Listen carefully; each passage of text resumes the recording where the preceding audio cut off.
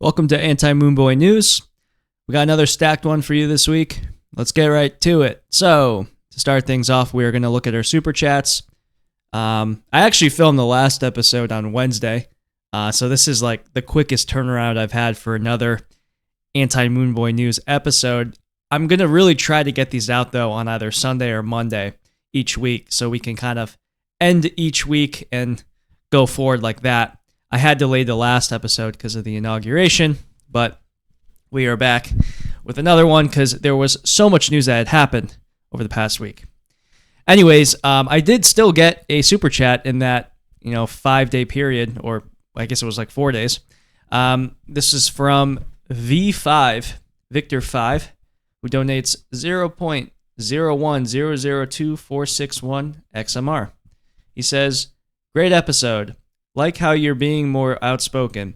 Here's my 4 weeks worth of mining, LOL. Think it is of great value. You keep doing these videos. Appreciate your work." Well, thank you very much for that comment. Yeah, I am getting a little ranty lately. I think that's what the people want. So yeah, I will continue to go on rants because we need more of we need more outspoken voices in digital cash. Really to preserve the culture. Just because, man, all of this speculative Moonboy crap has just really degenerated that culture.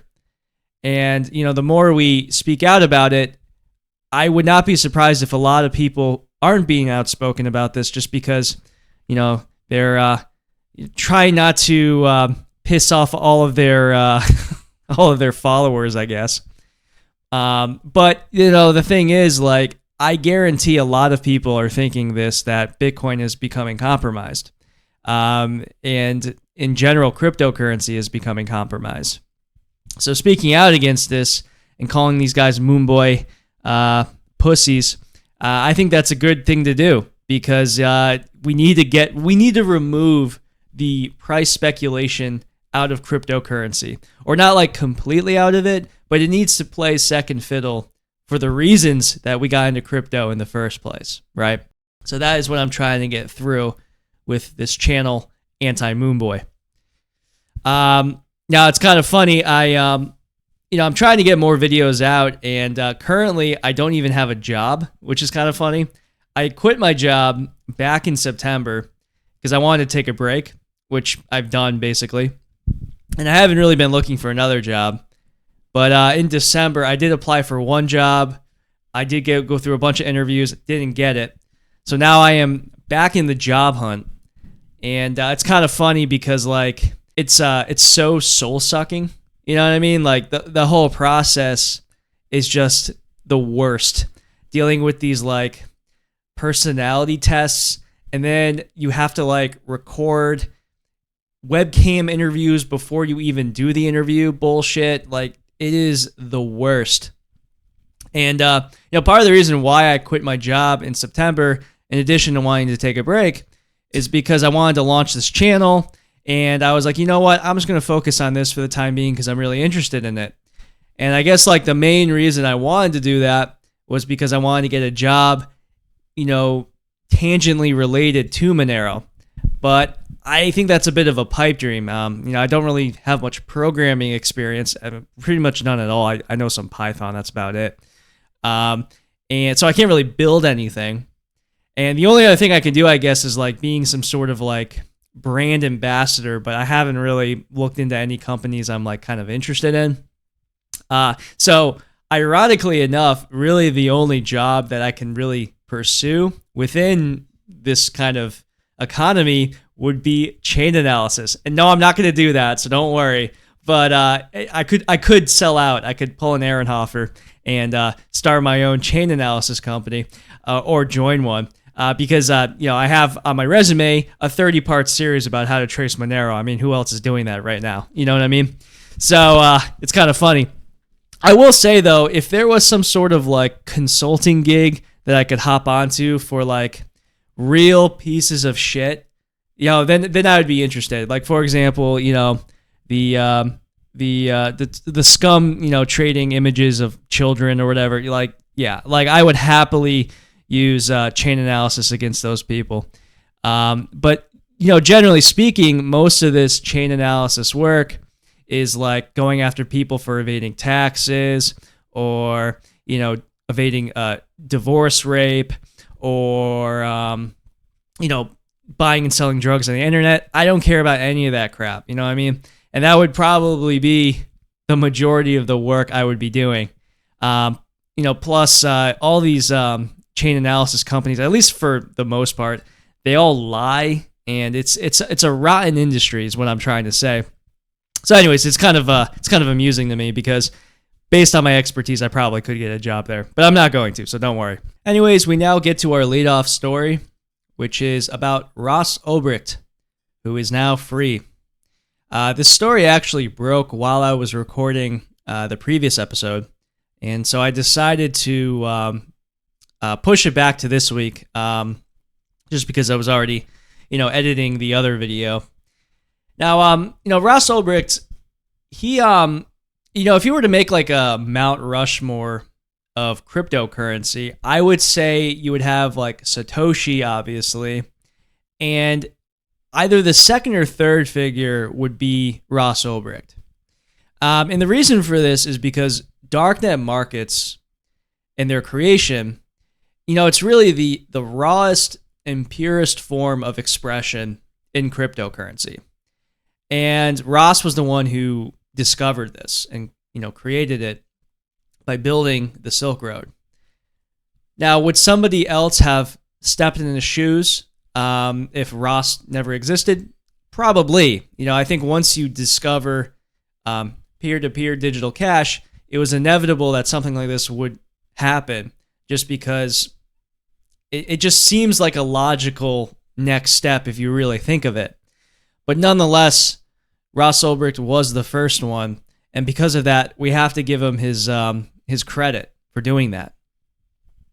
Now, in reaction to this, a lot of the people on the outside of crypto, they point out the messages, the chat logs that are left behind, where Ross had allegedly ordered hits on a couple people.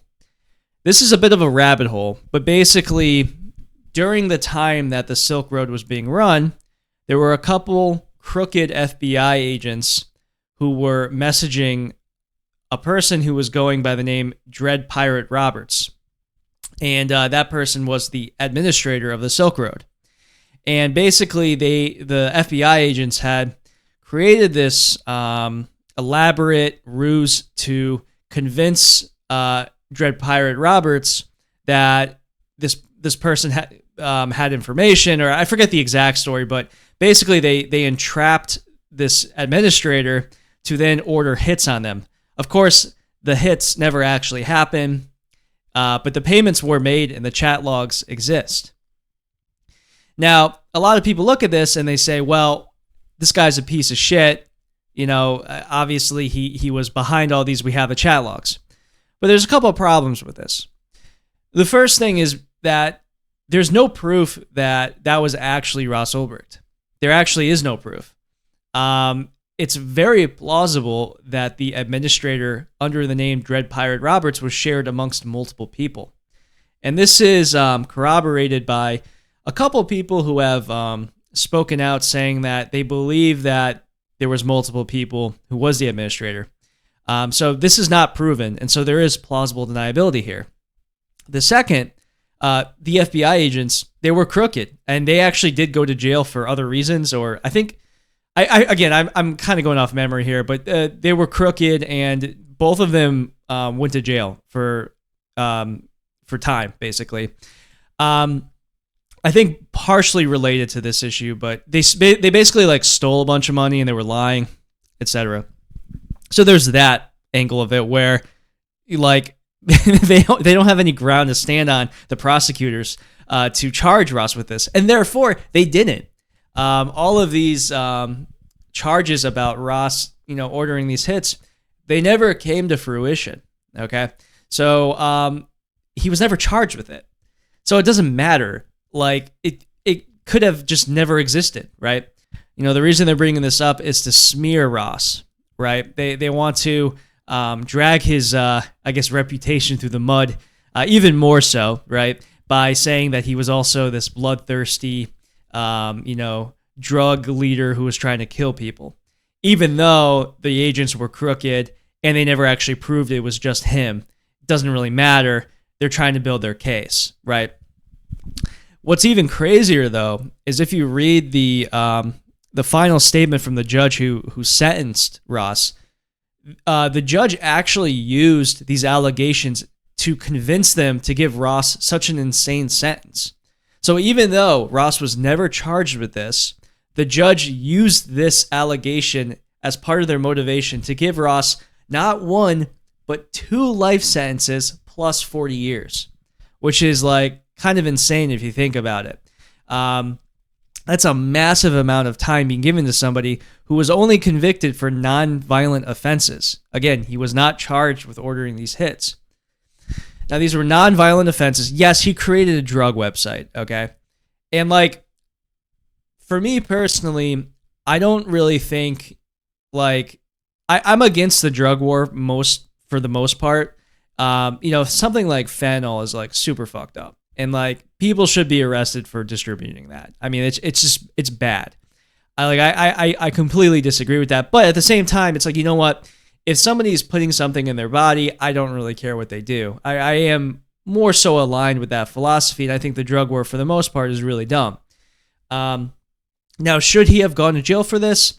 Based on the laws, yes, he should have. I can see the argument for it, so I'm not, like, upset that he went to jail necessarily. But for, 2 life sentences plus 40 years, yeah, that's insane.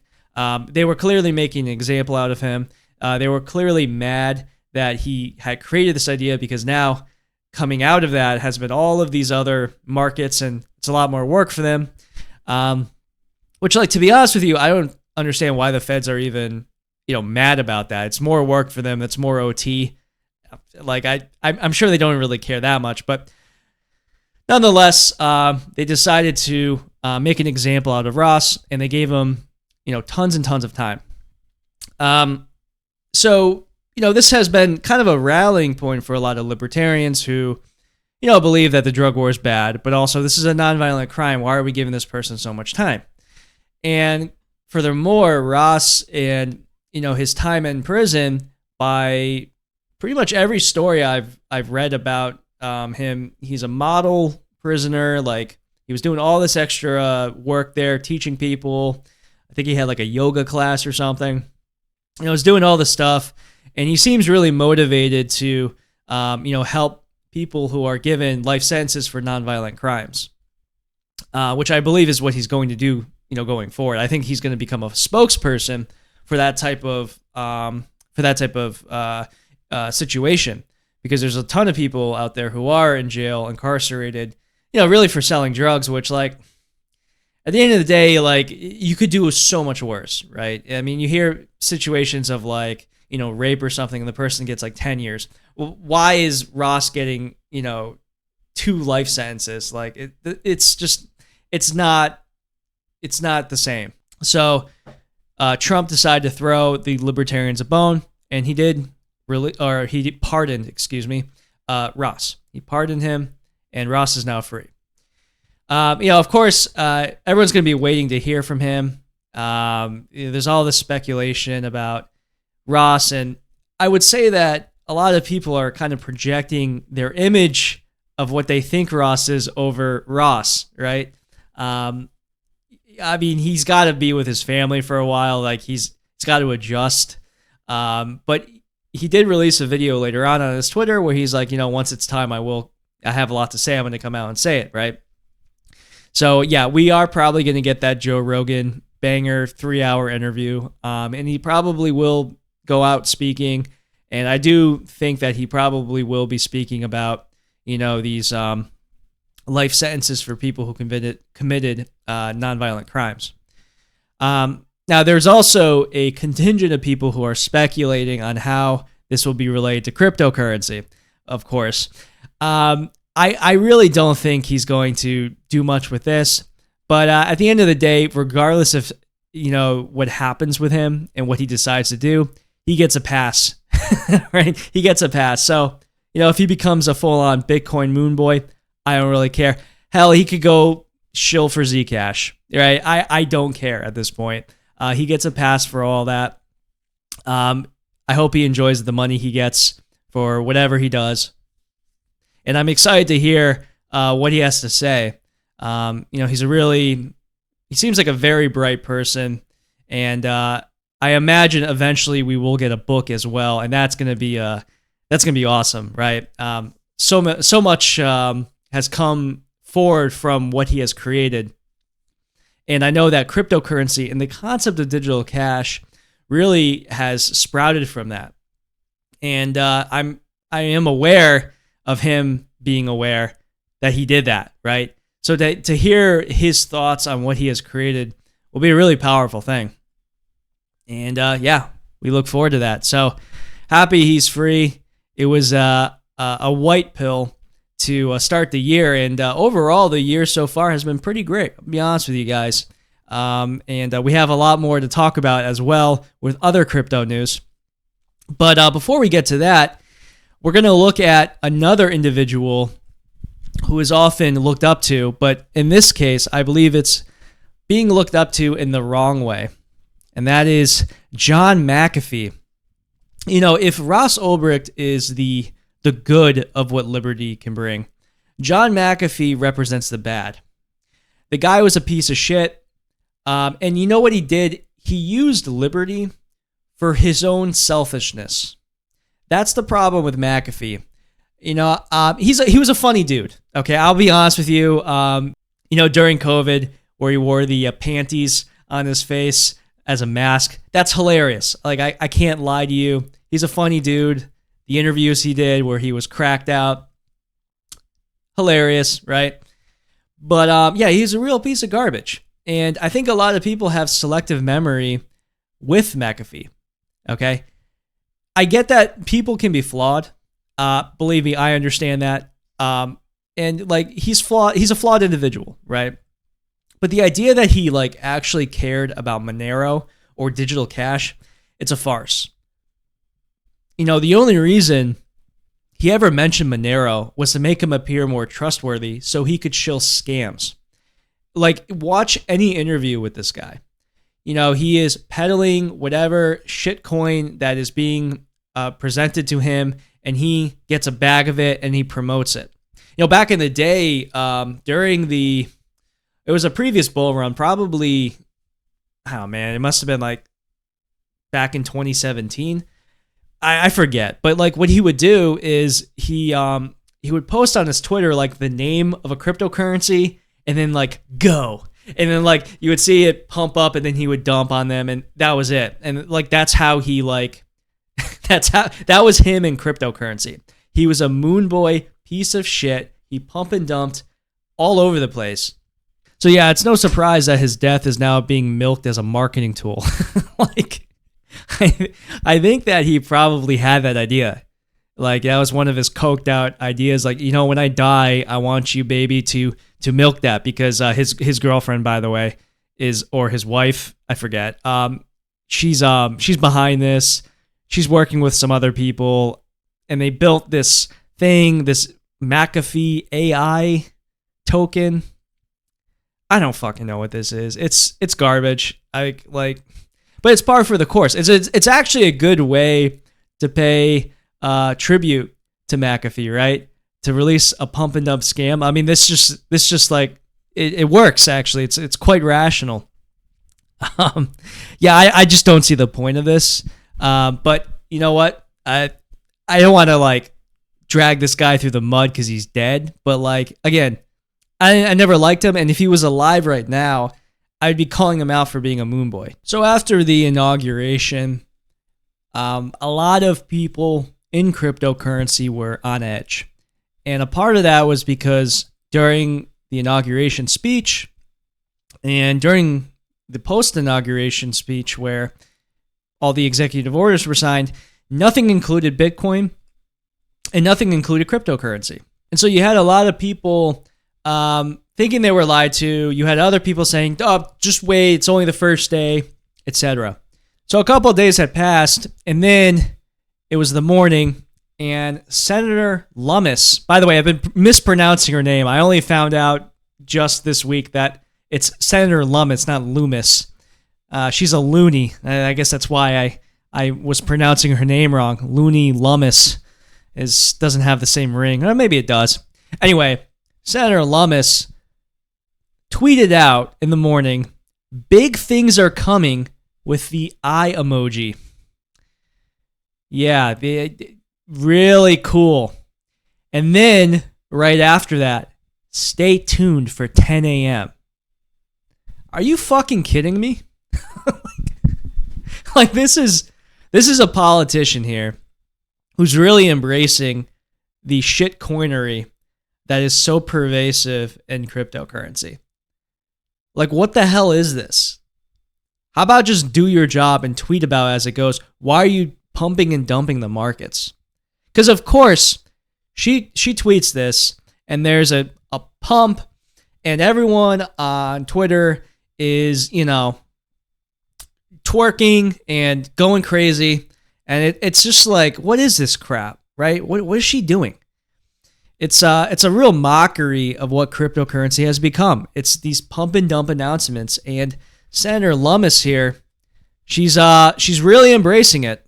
So yeah, when she tweeted that, I immediately knew she was full of shit, because like this is going to be a classic pump and dump, right? Like, why would she tweet this, right? So I saw on Twitter there was a live Twitter space. I forgot what it was called, but it had Moonboy of the Year, Dennis Porter in there with some other Moonboys. I don't know any of these guys, but they're all, they're terrible. They have nothing interesting to say, right? So I went in the Twitter space. And so I got my cup of coffee, and I'm just laughing my ass off at how deluded these guys are. They are freaking hyped, man. I mean, you could just hear them touching their nipples through the audio. Like, it was freaking terrible. Okay, she can't be making this tweet if it isn't something big. Yeah, I agree. Like, this tweet is indicative that there's something big coming. Like this crap. And then, I swear to God this happened, and I hope someone has a recording of this because it was fucking hilarious. All of a sudden, there's like this drop. Like, you could tell, like, at the same time, they all saw the same tweet. And there was like this, like, kind of like silence. And then one of the guys was like, "Oh, well, yeah, I'm seeing here that they're going to be voting at 10 a.m. for Senator Lummis to chair the Digital Assets Committee." And the air just got sucked out of that room. Like, you could tell they were all just like, their brains were just working in overdrive. Like, how do we spin this so we don't look like complete fucking losers right now? Right? And so they managed. What their cope was like, well, this is a big step for, this is a big step forward for cryptocurrency, blah, blah, blah. But like the first like minute, they had nothing to say. And like, even one of the guys admitted, like, yeah, this is a little disappointing, if I'm going to be honest, So yeah, here was their tweet about being the chair. She said, "Digital assets are the future, and if the United States wants to remain a global leader in financial innovation, Congress needs to urgently pass bipartisan legislation establishing a comprehensive legal framework for digital assets, and that strengthens the U.S. dollar with a strategic Bitcoin reserve. I'm humbled my colleagues have placed their trust in me to chair this historic subcommittee, and I look forward to shepherding bipartisan legislation to President Trump's desk this year that secures our financial future." So yeah, I mean, I'll be honest with you. If we're looking at Moonboy of 2025, it's Senator Lummis to lose. She is like such a piece of garbage, this lady. Total Moonboy, and she's the first Moonboy with political power, which is an interesting twist on this. For the past couple of years, she's been being built up, It's really the logical booking decision to give her Moonboy of 2025. It's early, though. It's early. We may have other horses come out in the lead, but like right now, if I were to make a leaderboard, it's Lummis way out up top. We have Porter holding the belt right now, but he's probably going to have to drop the belt to Lummis because, here we have a Moonboy that's actually trying to make laws. I guess Porter could hold on to the title. He's got to really start. You know what I think would have him hold the title is if he went on like a downward spiral. I think that could maybe, propel him to the top. Just a total like crash out kind of thing. I would have to respect that. But like Lummis, like she's going to be the person being tweeted about over and over again. In fact, she may even be taking the limelight from our boy Michael Saylor. But Michael Saylor, though, of course, he's always kind of lurking around. And, if the MicroStrategy has a gigantic dump or he ends up dumping Bitcoin, that could also propel him to the top. So we have an interesting race. Right now, Senator Lummis is in the lead for Moonboy of 2025. But this is a fluid situation, folks. Anything can happen. Okay, enough of that. However, later that day, we would eventually have some legitimately big news, which was Trump's crypto executive order. And shockingly, I have to be honest, a lot of it's actually quite positive. I don't want to declare that everything's over. Nowhere near close to that. The thing is, this is an executive order. An executive order can take this away, right? It's really meaningless. But it shows some positive things about this upcoming administration. And, depending on how the next couple of years go, we actually can make some progress, at least in the regulatory space. And if that's what this administration is planning on doing, like that's actually a pretty positive thing. The executive order is called Strengthening American Leadership in Digital Financial Technology. And it starts off by the authority vested in me as president, blah, blah. Okay, we don't need to really read this. And it says here, by the authority vested in me as president by the Constitution and the laws of the United States of America, in order to promote United States leadership in digital assets and financial technology while protecting economic liberty, is hereby ordered as follows. Section 1, Purpose and Policies. The digital asset industry plays a crucial role in innovation and economic development in the United States, as well as our nation's international leadership. It is therefore the policy of my administration to support the responsible growth and use of digital asset, blockchain technology, and related technologies across all sectors of the economy, including by... before I continue, it's important to note he's not saying Bitcoin, right? This is saying digital assets. And this is actually going to be through the entire executive order. This is very much a cryptocurrency-wide thing. It's not just focused on Bitcoin. So the purpose and policies here, 1, protecting and promoting the ability of individual citizens and private sector entities alike to access and use for lawful purposes open blockchain networks without persecution, including the ability to develop and deploy software, to participate in mining and validating, to transact with other persons without unlawful censorship, and to maintain self-custody of digital assets. I mean, that's fire. That's an air horn. That right there is an air horn. I mean, I love that. What's wrong with that, right? Now, it is just words. But if this administration, if this is what they're going to be doing, I mean, sign me up. I mean, this is great. I really like how they specifically mention maintain self-custody. I like how they're saying unlawful censorship, that they don't want unlawful censorship. I like how they're saying that they're allowing development of software and, no persecution for people using blockchain networks. Fantastic, right? So a great start to this order. So the second purpose here is promoting and protecting the sovereignty of the United States dollar, including through actions to promote the development and growth of lawful and legitimate dollar-backed stable coins worldwide.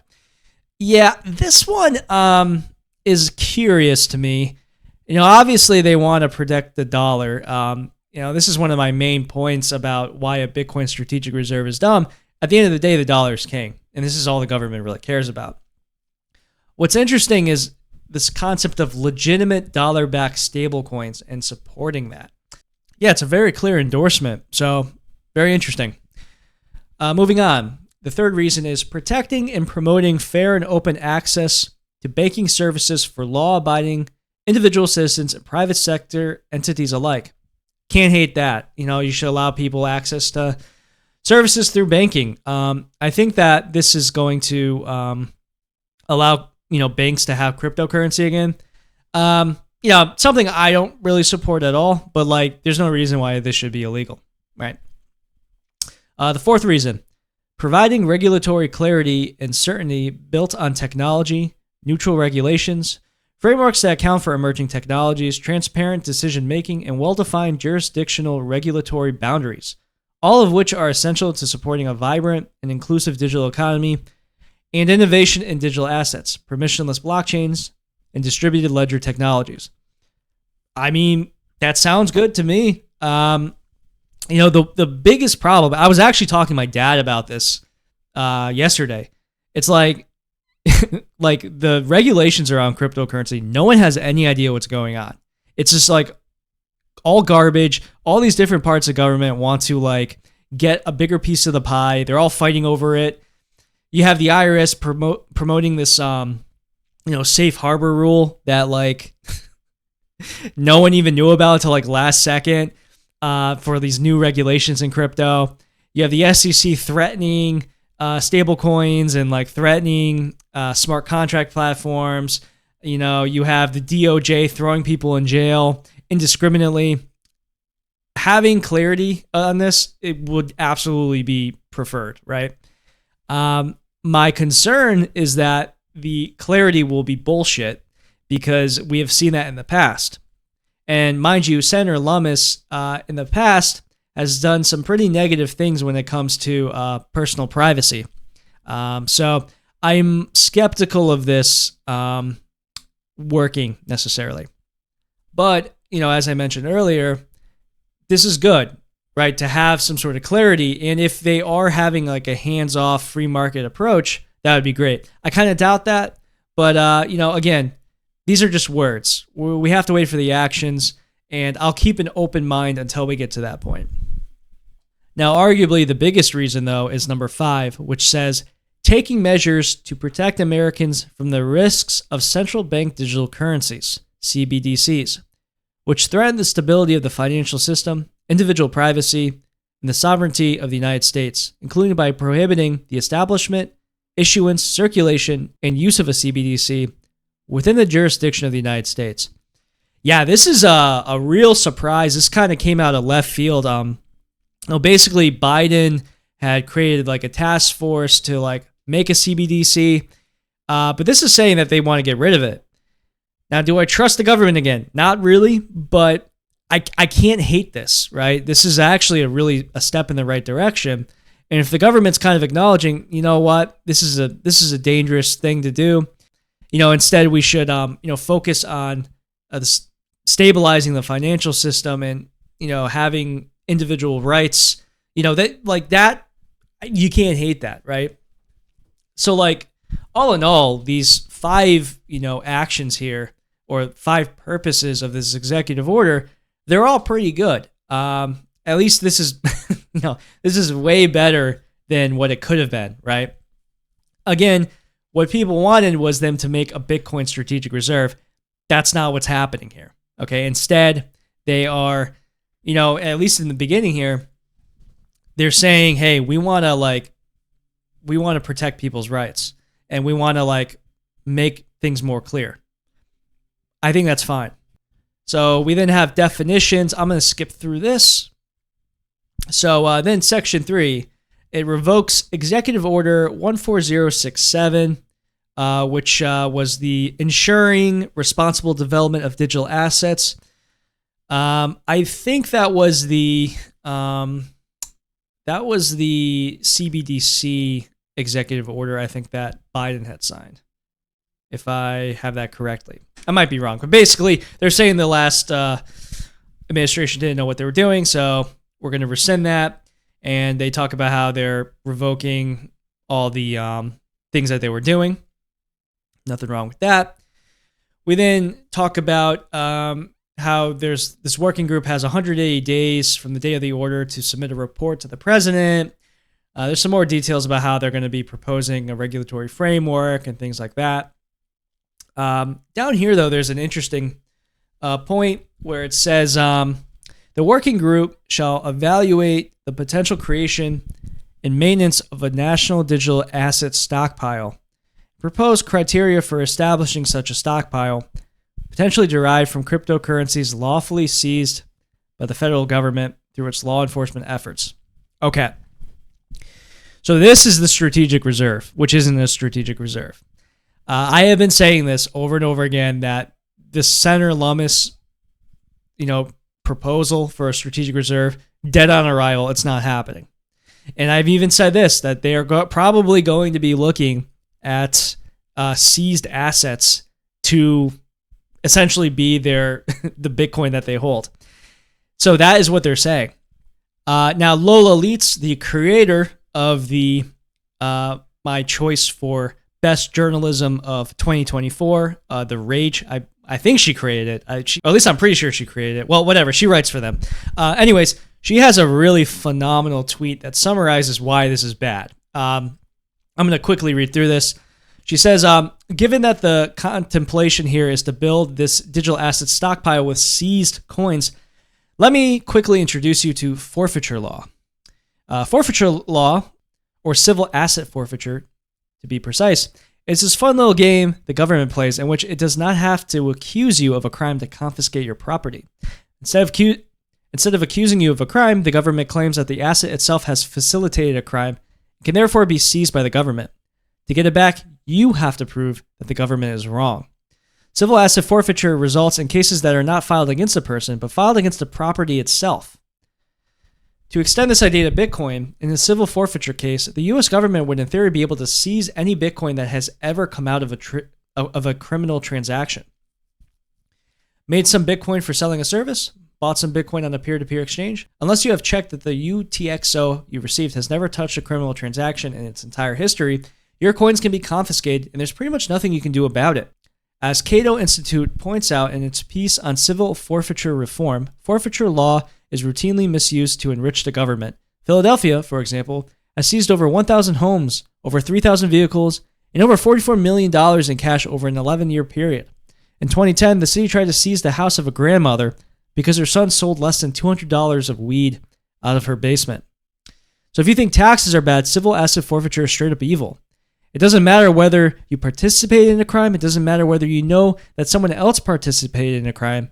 If it involved your property, even if said property was fully legally acquired, the government will come and take it. Civil asset forfeiture is the most insane government funding technique that is out there, and you most definitely do not want this declared as a strategic means to pump the government's Bitcoin bags. Mic drop. Man. Yeah, that summarizes it perfectly. This is not what we want, okay? Essentially what they're doing is they're using this bait for a strategic reserve, quote unquote, to swindle you with civil asset forfeiture. That is not what we want. A big no on that, okay? Now, regarding the stockpile, though, again, Bitcoin is not being mentioned in this executive order. Instead, they're just calling it a stockpile. And the cope on this is enormous. Moonboy of 2024, Dennis Porter, he is saying, well, okay, it was never going to go through the federal government. We have to go through the states, which is also funny because most of the strategic reserves, quote unquote, being proposed by the states don't mention Bitcoin either. He's not telling you that, but that's the case. But in this case, not only is it not a strategic reserve, it is not about Bitcoin, right? And instead, we have a digital asset stockpile. So yeah, if they're just seizing this through civil asset forfeiture, it's really just going to be crime related. So, Bitcoin, Monero, probably Ethereum with, Tornado Cash, probably hacks that happen with these various platforms like Ethereum or Solana. But it has nothing to do here about, the government actually investing money. And to take that a step further, I think that if the government does decide to invest money, they're probably going to be investing in American companies and not in buying that cryptocurrency, which is what people have like deluded themselves into thinking. They might like buy like mining companies or, you know, maybe companies building miners in the United States, but they're clearly not focused on buying Bitcoin, which again, a lot of people have like convinced themselves that that would be the case. Now back to the executive order. Section 5 talks about the prohibition of central bank digital currency. So let's look into this. It says, except for the extent required by law, agencies are hereby prohibited from undertaking any action to establish, issue, or promote CBDCs within the jurisdiction of the United States or abroad. I mean, that's fantastic. Okay, moving on. Except to the extent required by law, any ongoing plans or initiatives at any agency related to the creation of a CBDC within the jurisdiction of the United States shall be immediately terminated, and no further actions may be taken to develop or implement such plans or initiatives. Fantastic. I mean, there's really nothing negative I can pull from that other than like skepticism that this is going to like continue. But like if the administration is serious about this, this is a huge win. And we have to applaud Trump for this, or at least his administration. I did mention this in a couple episodes ago with the amount of lobbying that was ongoing with politics. We're starting to see that bear some fruit here. It's very obvious to me that in the ears of a lot of politicians right now are, hey, we have a lot of money we can make here with cryptocurrency. We need to get rid of all this, you know, bureaucracy, make it easier for us to make money. Also, you guys can make money too. And the politicians say, okay, and that's what we're saying. But it benefits us. I mean, from the freedom perspective, like we don't want CBDCs, right? And if they're serious about preserving privacy for us and, you know, allowing developers to like, you know, develop software, I mean, we can't hate that. But here's the thing. We still have numerous cases right now that are insane. Samurai Wallet, we have both Romans, right? We need to be looking at these cases and really pushing them on this. I mean, they're also shaking down Roger Ver for tax evasion, which is that whole story is also ridiculous, right? We need to keep our foot on the gas here. And, you know, if they mean business with like, you know, with what they're saying, these cases need to be thrown out. There's no reason to have these cases or maybe put on pause. I don't know how that works, right? They need to be looked at. And so, you know, these are words that we're seeing. This executive order, it's all words. It's not actions. And that is really what we're waiting to see. Because if they are actually serious about what they're saying, these cases need to be thrown out. So let's look at some other news real quick. There have been numerous kidnappings recently regarding wrench attacks. I've been seeing these actually a lot on Twitter, but the biggest one was something that happened this past week to one of the co-founders of Ledger. So it says here, in a chilling reminder of cryptocurrency's darker implications, the co-founder of hardware wallet maker Ledger endured a horrific ordeal this week that sent shockwaves to the digital asset community. According to Le Parisien, David Balland and his wife were kidnapped from their home in Vierzon, France. They were kidnapped by a violent criminal gang who subjected them to brutal torture. In an act of particular barbarity, the attackers severed one of Balland's fingers and sent it to his associates as part of their ransom demands. The ordeal ended after 48 hours when France's elite GIGN tactical unit conducted 2 successive operations, first rescuing Balland and later his wife from separate locations. The incident marks what some security experts are calling an unprecedented acceleration of violent attacks targeting cryptocurrency holders. The attack represents a disturbing evolution in what the cryptocurrency community has dubbed wrench attacks, a grimly humorous reference to the fact that no amount of digital security can protect against physical violence. Cryptocurrency security researcher Jameson Lopp, who maintains a comprehensive database of physical attacks on cryptocurrency holders, notes this marks the 7th such incident in the first 3 weeks of 2025. Public figures in the space need to be hardening their privacy and security ASAP, Lopp warned. This is not a drill. Do not assume you are safe just because you are in a low crime area. Lopp also pointed out that most incidents do not get reported to the media, implying that several other high-profile individuals may have been targeted in the recent past. The incident highlights one of the fundamental paradoxes of cryptocurrency's promise of financial sovereignty. While being your own bank offers freedom from traditional financial institutions, it also means assuming the considerable security burden that banks typically shoulder. This reality has become increasingly apparent as criminal gangs have grown more sophisticated in targeting high net worth individuals in the crypto space. The attack methodology appears to be evolving beyond mere physical violence. Notable cryptocurrency founder Linda Z recently revealed that she had been targeted by sophisticated scammers impersonating law enforcement officers. The multi-pronged approach to targeting cryptocurrency holders suggests a level of organization that has left many in the industry deeply concerned. So yeah, this is a crazy story. I didn't even realize how severe that was with that guy being tortured, where they like cut off his finger, and they had his wife too. I knew he was kidnapped, but yeah, that's some pretty crazy stuff. But glad he's all right. And if you are somebody who is putting your face out there, this is why OPSEC matters. And yeah, here's another one. I'm not going to read the article here, but South Korean police arrest gang of Chinese nationals over $690,000 crypto theft in Jeju. So basically, there was a cryptocurrency deal, and during the in-person transaction, someone was assaulted, and they tried to steal cryptocurrency from him. So this is ongoing, and the problem with being your own bank is you have to be your own security. So don't trust people. The only person you can trust is yourself. And other news, Thorchain got wrecked, and I don't really care about Thorchain at all. And the main reason being is they bent the knee to vague regulatory threats, and instead of continuing to use Monero, which is really one of the only cryptocurrencies that's actually used.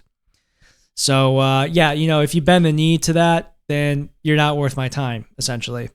I don't even really know the details of what happened. A lot of these convoluted cryptocurrency projects, it's like hard to keep track of like where they screw up. So yeah, I guess they had some insolvency issue, they froze things or something. I don't even really know the details.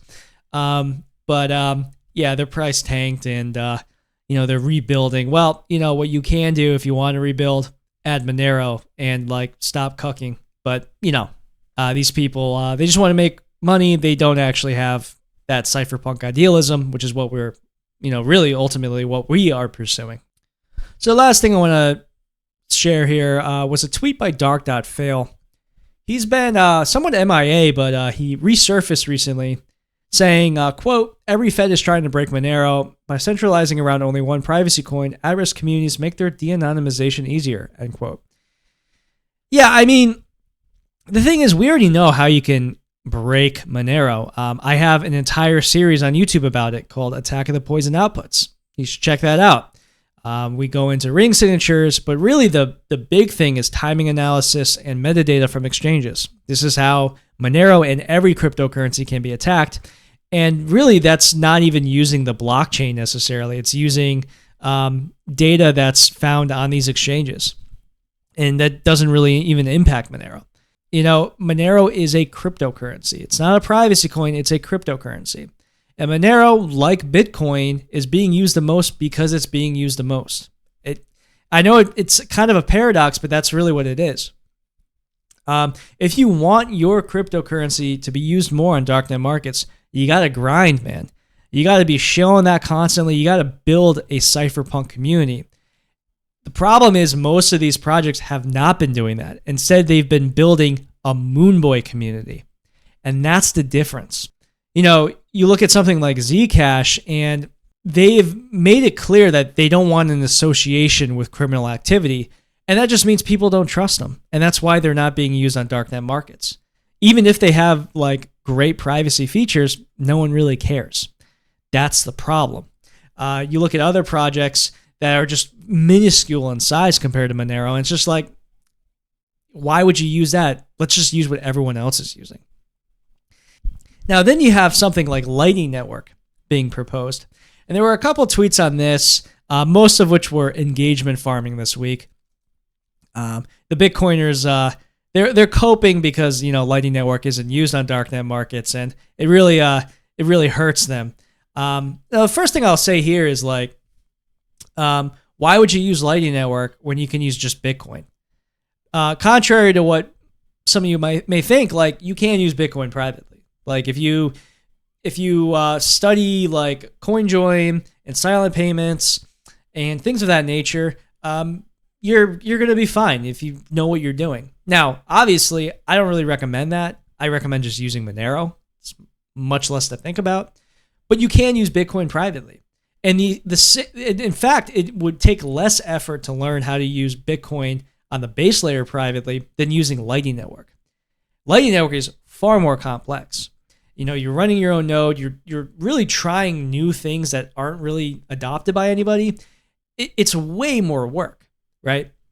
So like if you look at it from the perspective of the person who's learning about darknet markets, what are they going to do? Well, I can either 1, use Monero, or 2, use Bitcoin, but also do this, this, and this, or 3, use Bitcoin, use this, this, and this, and also use Lightning Network and do this, this, and this. It's just way too much work for them. So they're not going to do that, right? And so I said, I posted in this thread here about this guy says, you're out of the loop. I bet Lightning processes more transactions than Monero on any given day. Too bad we'll never know for sure since it's off-chain and private.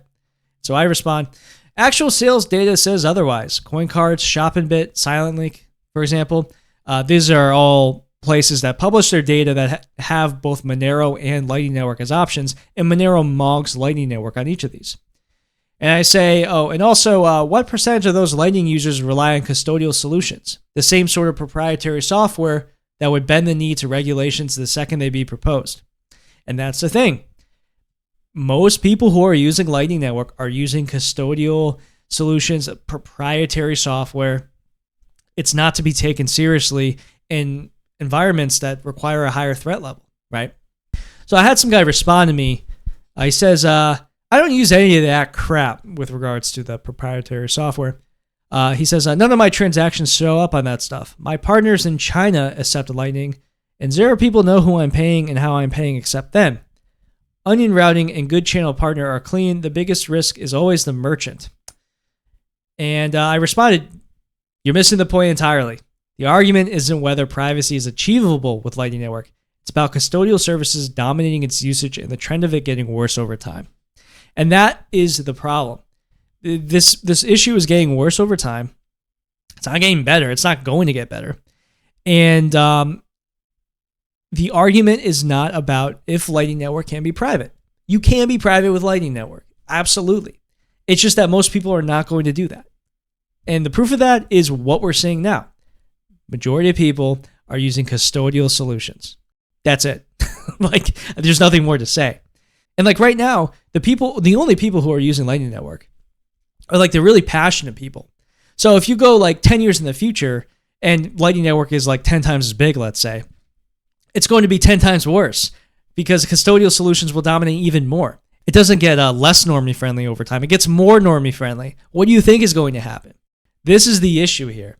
Lightning Network is a Trojan horse for PayPal 2.0. There are some good things being worked on in Lightning Network, but like until we see that shift happen where people actually start to take it seriously, then like I can't take it seriously because all I'm seeing is people using like Wallet of Satoshi and Strike and all this freaking crap that sucks. And we need to keep calling them out on this. Thankfully there is a shift happening where, I think people are really starting to understand that Bitcoin is not being used as a medium of exchange anymore. And that's starting to seep into the mindset of the maximalist. But anyways, keep that in mind. If you're debating somebody about Lightning Network, don't get stuck in the mindset of whether something is private or not. That's not the point. The point is how is it being used? Okay, that's what you need to focus on. Because the free market usage of Lightning Network tells a completely different story than what is the most private thing, right? What the free market usage of Lightning Network is telling us is that nobody actually cares about using it privately. And that is the bottom line. Anyways, that's the episode. Hope you guys enjoyed it. I am doing more of a longer based format this week, kind of trying it out, seeing how it goes. So let me know what you think about that. As always, if you like the content, You can donate. You can also donate via xmrchat.com/xenu, and I'll read out your super chat. Or you can donate and leave me a comment if you prefer to do it on Twitter or what have you. And that's it. Thanks for listening. Have a great week.